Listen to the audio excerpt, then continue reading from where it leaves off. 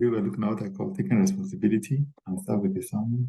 In my life, Lord, be glorified, be glorified in my life. Lord, be glorified always. Actually, I do have a lot of comments to make in terms of this particular podcast about taking responsibility. But before we go on, I just have two prophecies. October 25, 2023.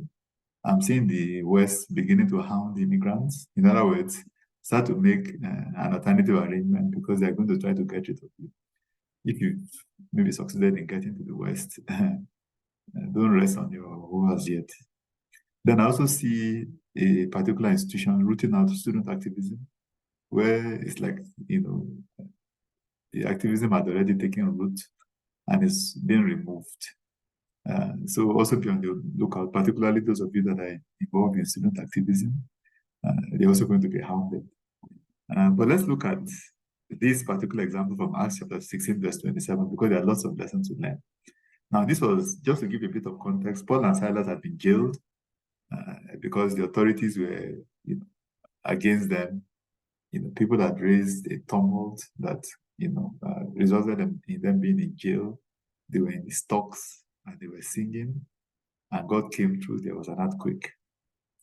The jailer, the person in charge of the prison, woke up, and when he saw the prison doors open, he drew his sword and was about to kill himself because he thought the prisoners had escaped. Now, there's a lot of lesson to learn from this. This is taking responsibility. He thought the prisoners had escaped, and he didn't want to know what would happen to him by the next morning. He knew what his fate was going to be in the morning, because he needs to account for those prisoners, which is very different from the kinds of things that we have in today's world. For instance, I've been in the education system for a while, and I can tell you, a lot of the students, in fact, almost half of the classes of students are not just interested.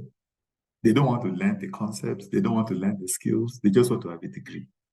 So basically, they're not doers. They're not going to take responsibility. They want to copy, paste, engage in plagiarism so that they can just have a degree. And what do you then have when you get into industry? You have people that are just yes men and yes women. They go to a meeting, they wait for somebody to make a comment. They say, okay, yes, I agree with that speaker. They don't have ideas of their own. They cannot take responsibility. So what is not trying to encourage people to commit suicide, but in anything that you are given to do, you must take responsibility for it. And particularly those of us that are Christians and believers, we must realize that our career, our job, our labor is to the Lord, not to men, not to women. Not because your boss is watching. We are working for the Lord. We give it our best shot. We take responsibility. And this is the kind of behavior that God rewards.